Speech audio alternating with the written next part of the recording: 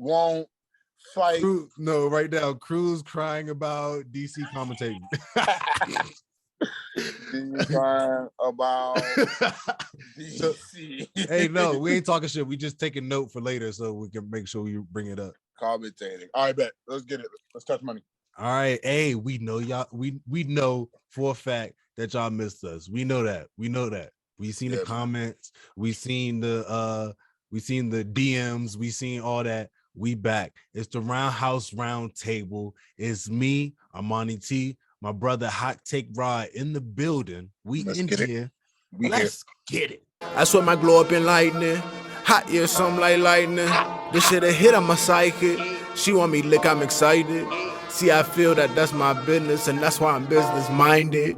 Need a push, get behind it. It's science, apply it. Worst come to worst, you tried it. Get it bad, get inspired. Shoot your shot, just the effort. I admire. You're hired, ain't looking for friends at this point. My circle is small as a point. Yeah, I'd rather send an invoice than hearing the fake on their voice. It sound like a business report.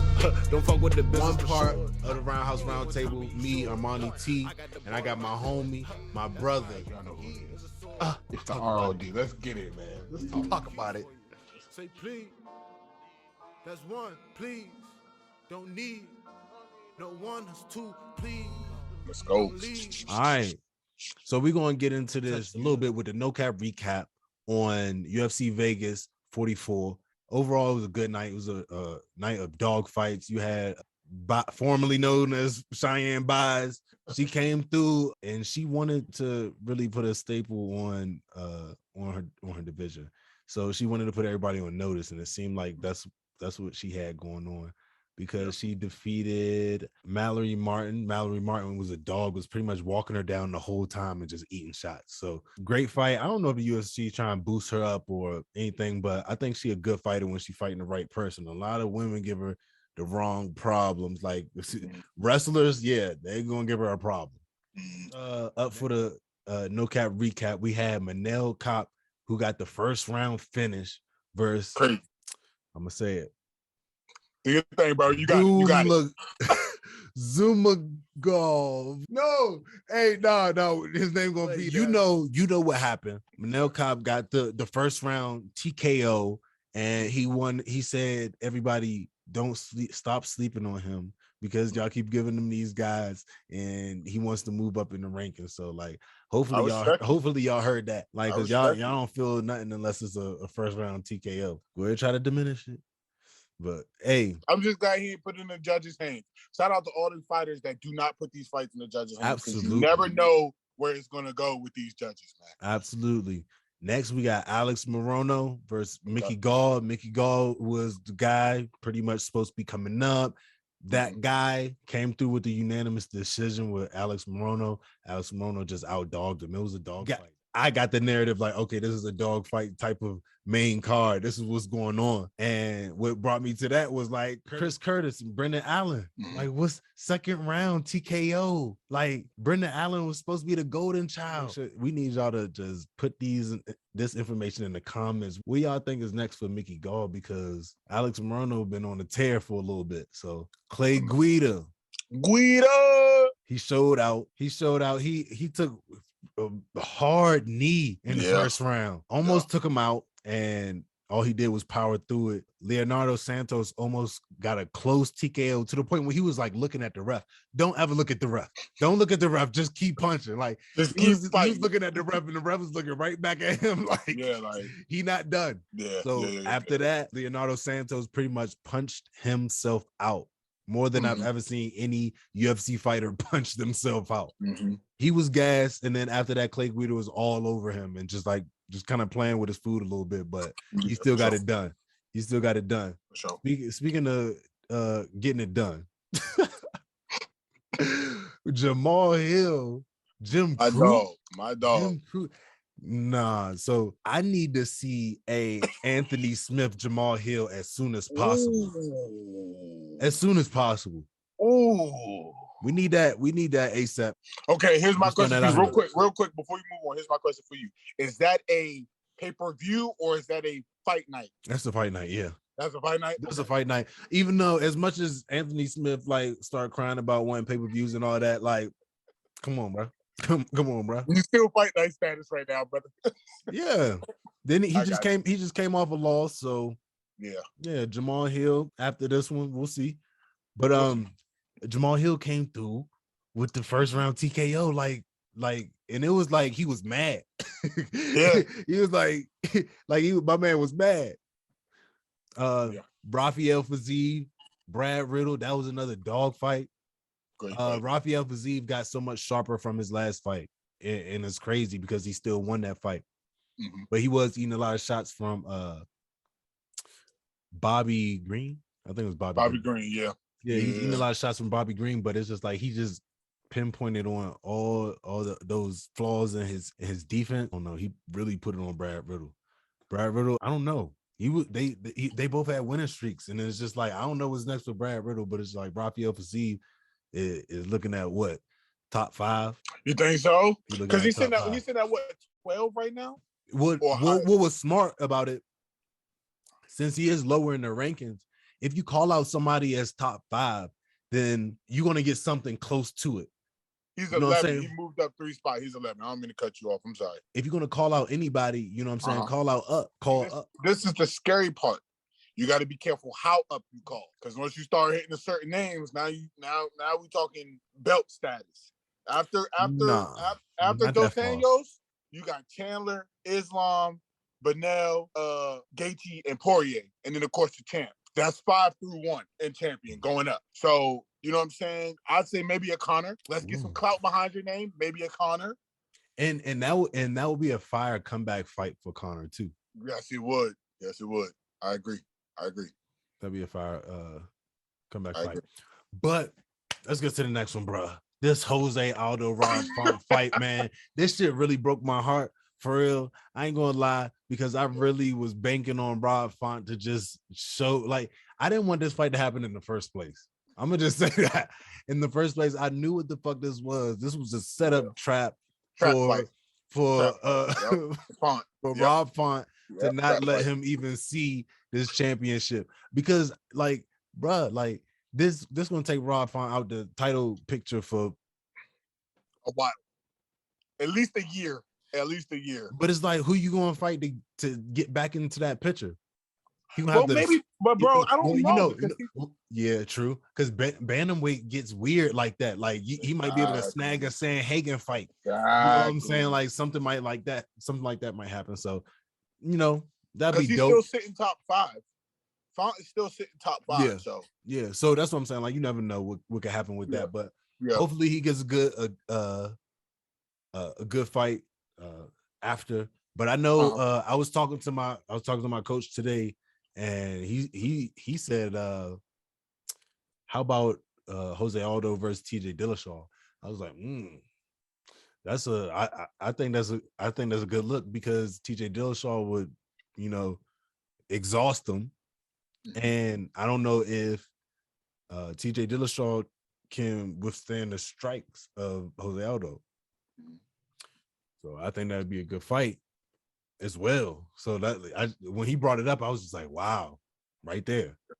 See? I mean, I just feel with Aldo, I think his advantage is he's bringing 145 power down to 135.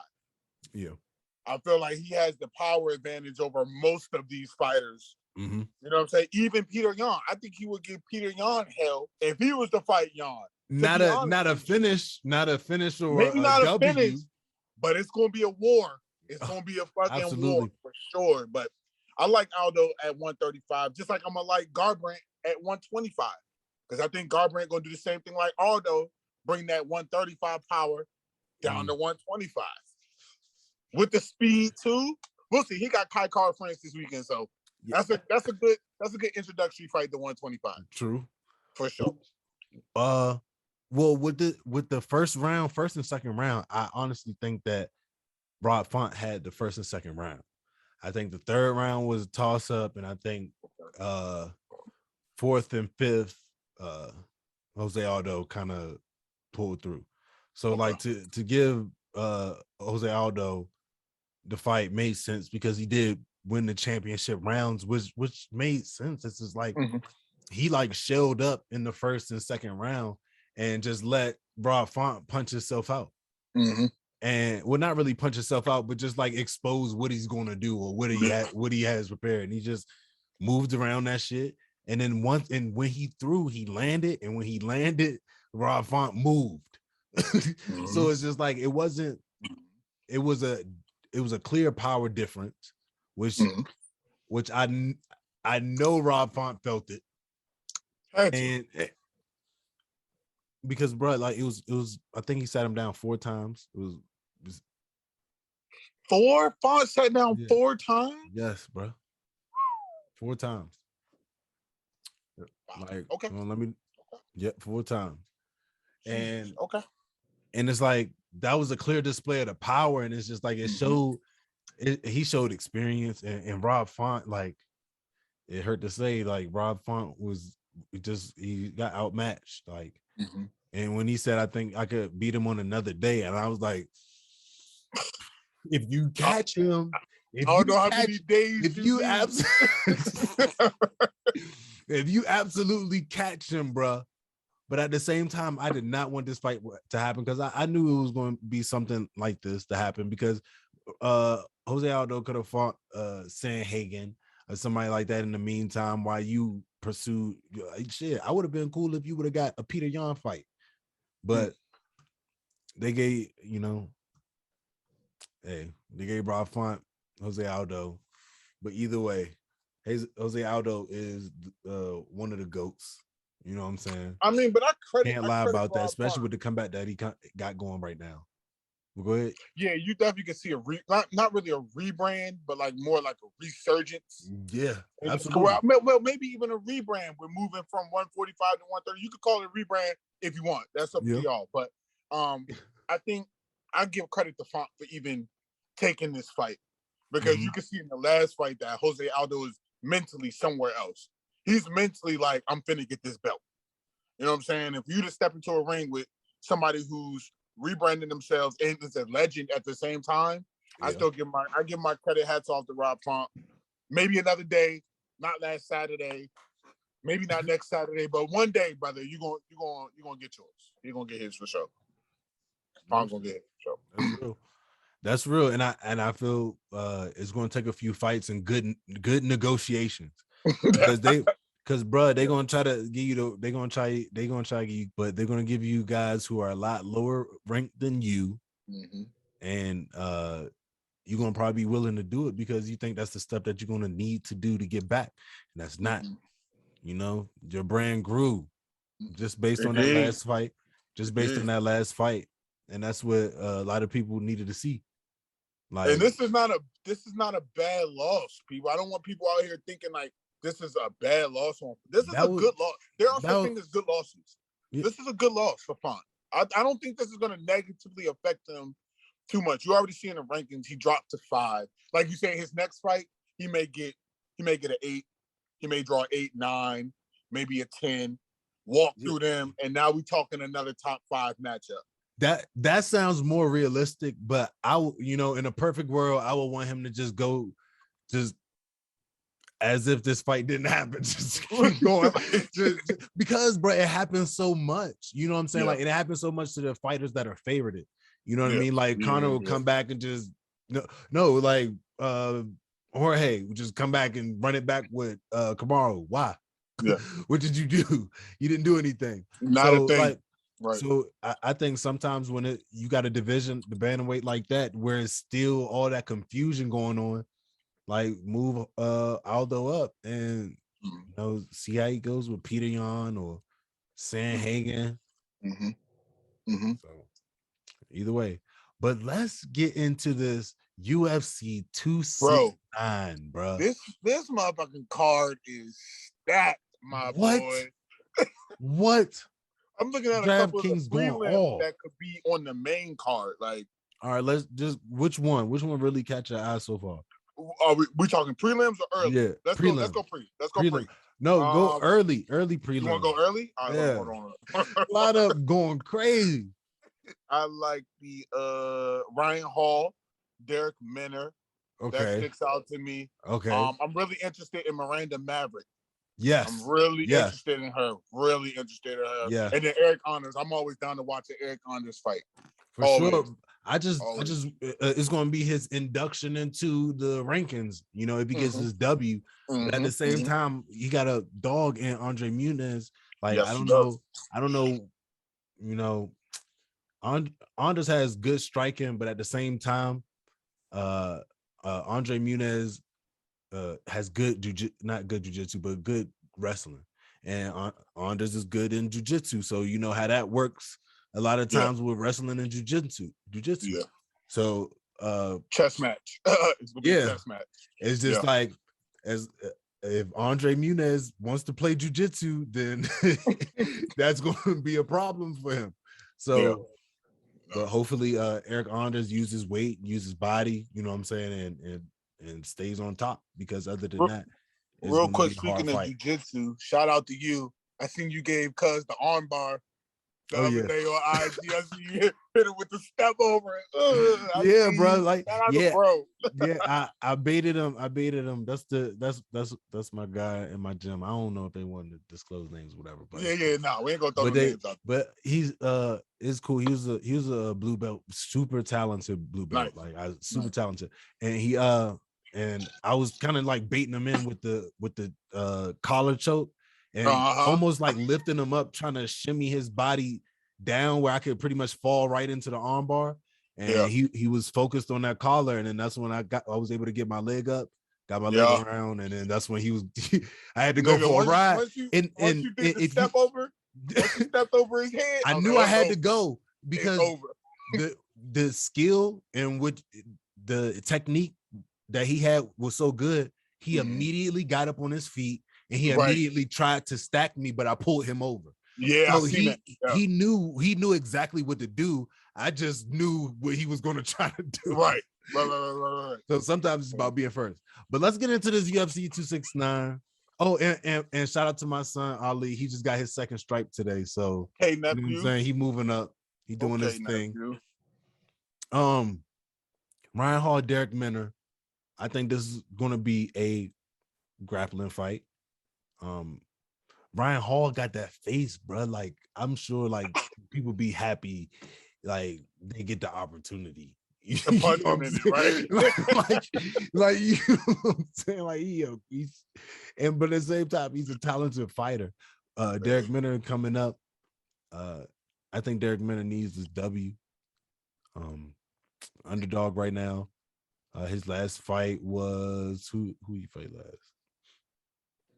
Because I remember it was fucking numbers looking good. 70% takedown accuracy. Yeah, remember he lost to old man Elkins round 2 TKO. Old man Elkins.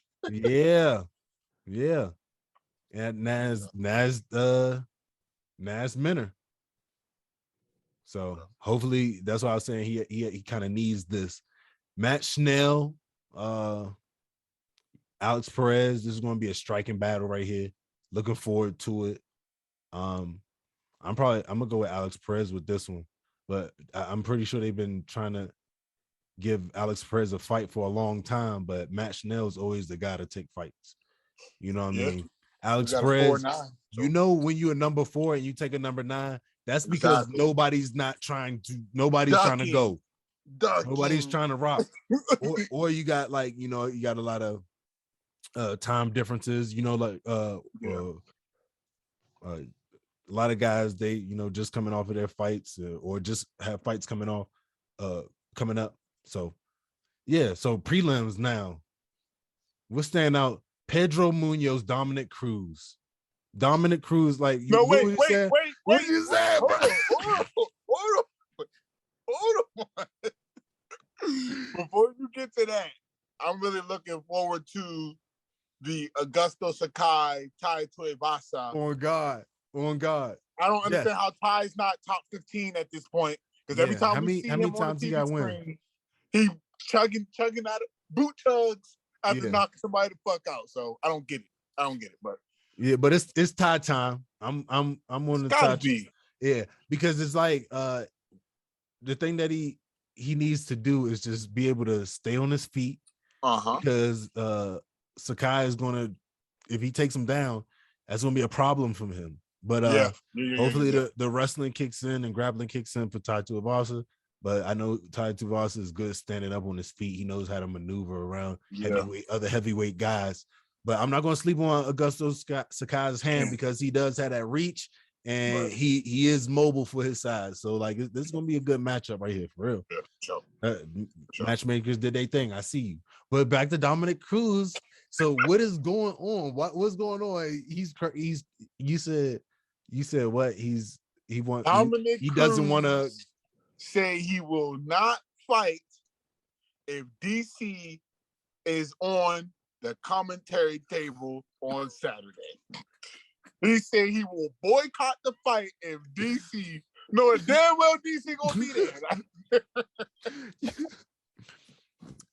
But I want to know the backstory. Like, I want to know, because Dominick Cruz was calling fights at one time too, right? Like, they was on the table together.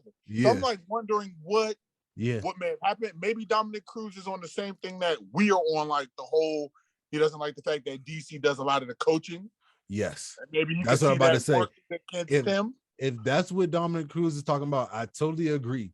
But at the same time, then you need to tell all the other guys, everybody else, motherfucker, everybody else who didn't used to train and do MMA, like everybody who didn't actually compete in the sport, like all of them should take a class on commentating and not coaching, because they do more coaching at this point than commentating.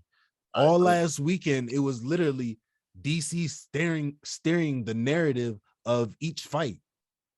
Like it come to it, one of the fighters was like, thanks Felder. Yo, nice. It was times Kevin Holland was like, hey DC, can I get some advice? Where's the wrestling advice? It was times he didn't give Kevin Holland the wrestling advice, but it was times that he did, right, trying to drop it into the the commentary. It's not commentary, it's coaching. Coaching. You know what I'm saying? And I'm surprised the coaches don't even say anything or notice anything about it. But a lot of times they don't be wanting to rock the boat because they want to continue to get these fights. Yeah. They rock the boat with DC. What you think happening? What you think you gonna get on ice? You're gonna be on Friday night. You're gonna be on Friday night fights. I'm trying to tell you, like, so it's just like Dominick Cruz, one thing good. If Dominick Cruz was black, he would be the black dude with the attitude that everybody is saying he got an attitude because he always speaking up about something. You know what I'm saying? Right, but at the same time, he's Dominick Cruz, so he could do these things. So thank you, Dominick Cruz, for speaking up. But it do seem like you be crying all the time. So we're gonna go to the main card with Sean O'Malley. And now this is what I like. Pavia versus O'Malley. Okay, so you finally seeing a notable opponent for O'Malley. Yes, now. yeah. Okay. I like this. Okay. You know what I mean? Pavia is slept on. But at the same time, I think he had a bad fight last fight. But at the same time, okay, Sean O'Malley, he's now touching into the rankings once again. Yeah. But just know Pavia is not. This one won't shut me up. I'm gonna just say it won't shut me up because, like, for how O'Malley talks and where his level of where the clout level is I don't think it's reached his competition level. I agree. So I think that right now he's still fighting guys who they are expecting him to beat. Like, they're not gonna put nobody up to him. Like, all right, yeah, let's give him a higher ranked opponent. Right. You know what I'm saying? Let's put him out there. But I think Pavia might just get the job done. You know what I'm saying? But at the same time, Sean O'Malley been out a while, maybe training. Like, I would hope that these guys are training if they're not fighting at the time. This is my thing on Sean. Like, you know what I mean? I've been on the Sugar Show train for a while, but I'm starting to get on like your type of vibe now. Like, all right, bro, like you're getting fed cupcakes and you're doing what you're supposed to be doing. Now I want to see you against more formidable competition. Absolutely. Like, I can't keep riding the clout train when you dominating people you're supposed to dominate. Absolutely. I can't give you credit for that. So now I got to start seeing you get, like you said, Pavia is going to be a first test. And then as you start to climb in those bantamweight rankings, You know what I'm saying? Let's see if you get like what you gonna look like against Rob Font or Corey Sandhagen. Like what you gonna look like against some formidable bantamweights in your division. And the thing about it is, I think those styles might match up better for him. I think a Rob Font, after seeing Rob Font, I think a Rob Font might match up better for Sean O'Malley, because not noticing how much Rob Font does not use his feet, does not use head kicks. You know, he used leg kicks, but like leg kicks are kind of like forced. You know what I'm saying? So, but at the same time, like Sean O'Malley uses all his limbs. He's very creative. And Sean O'Malley starting to look decent in your eyes. A little bit of no. What I'm saying is, I know he's a good striker. That's what I'm saying. I know he's a good striker. I know he's a creative striker. So that's it. Pavia is a creative striker as well. But I'm not too sure about Pavia's ground game or any wrestling or control that he has. So that's why I know that they're just going to keep giving Sean O'Malley these type of fights. You give him fights up higher in the rankings, you're not going to see that high of, you know, that favorite. But, you know, I digress. Kakara fans. Cody Garbrandt. See, that weigh-in was a little spicy. That was a little spicy tonight. What? I liked it though. I liked the energy because, you know, Cody Garbrandt was, you know what I'm saying, when they do the little face-offs and shit. Yeah.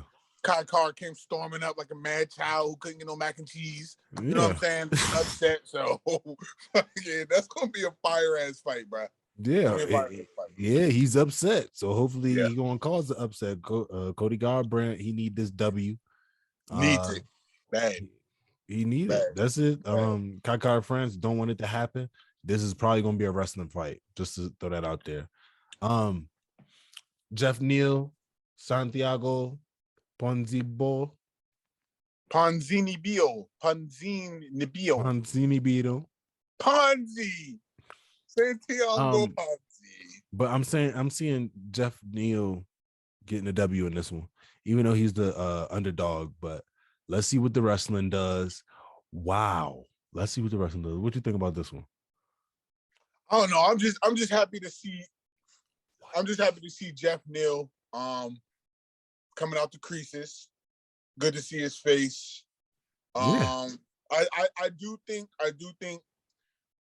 the ground game, whether it be jiu-jitsu, wrestling, whatever it is, I do think that's going to be prevalent. But I do think in order for Jeff Neal to win this fight, he's going to have to try to keep it on the feet. I don't really want to see him go to the mat with Santiago, to be honest with you. I don't want to see it. I want to see Jeff Neal stay on his feet, mix in some takedowns, some ground and pound. Be smart with your approach. Don't get overzealous. Don't get excited. I want to see a nice, cool, calm fight because I fuck with Jeff Neal. I want to see some gold. I want to see some gold around his way. So, facts. It starts Saturday night. Absolutely. For me. Next, we got the GOAT, Amanda Nunez versus Juliana Pena. And who you got for this? Stupid question. Next. Okay. I got Amanda Nunez for this as well. Juliana Pena. I think that this is going to be a good matchup. I think it might go the distance, but it depends on how aggressive Juliana Pena is in the second and third. Because 5-round fight, so she's gonna have to keep up that endurance. Because a lot of times it's been known that Amanda Nunez kind of fades out in the 4th and 5th.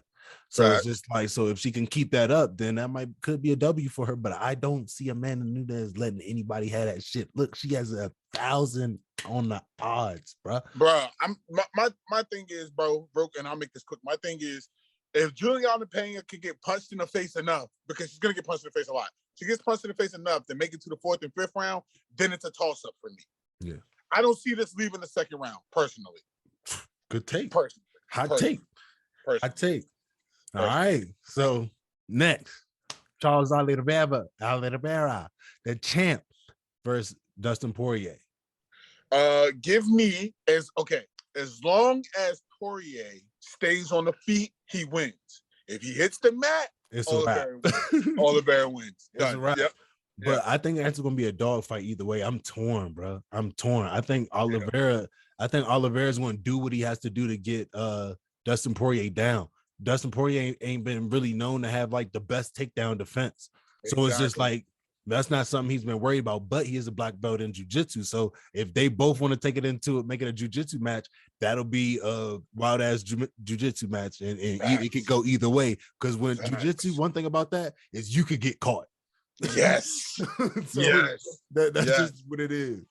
And real quick, before we wrap it up, if anybody got $75 to blow, just go ahead and throw it on Juliana Pena. You never know. Because if the odds hit, niggas gonna have a good weekend. That's what I'm saying. You're going to really come out. But hey, we just wanted to give y'all the little predictions on UFC 269 and give you a little no-cap recap. So this is the RoundHouse RoundTable. Hey, thanks for tuning in, and we out of here. That's why I use the heat as a sword, because keep the peace is important. They go keys for you. Say please. That's one, please. Don't need. No one, that's two, please. Don't leave. That's 3, 4. If you do.